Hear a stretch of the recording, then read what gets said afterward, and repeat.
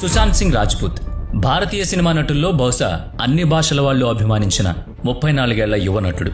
ఇంకెవరూ లేరని కాదు గాని నిర్మలమైన ఆ నవ్వు, విభిన్నమైన పాత్ర పోషణ, జీవితం పట్ల అతనికి కల దృక్పథంతో సహా నటులు ప్రేక్షకుల ప్రేమాభిమానాల్ని నిండుగా అందుకున్న నటుడతడు.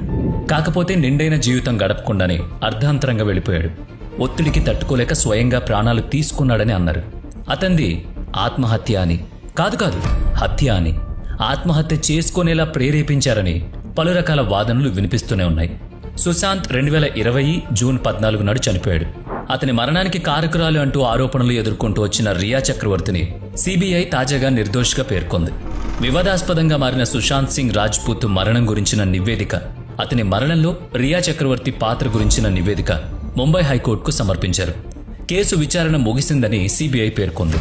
నటుడిగా మంచి స్థాయిలోకి వచ్చిన సుశాంత్ ఆకస్మిక మరణం సినీ అభిమానుల్ని విస్మయానికి గురిచేసింది. ఆ మరణం వివాదాస్పదం కావడం మరింత బాధను కలిగించింది. సుశాంత్ తండ్రి తన కొడుకు చావులో అప్పటి మహారాష్ట్ర ముఖ్యమంత్రి ఉద్ధవ్ ఠాక్రే కుమారుడు ఆదిత్య ఠాక్రే ప్రమేయం ఉందని ఆరోపిస్తూ తగు విచారణ చేయమని హైకోర్టును వేడుకున్నారు.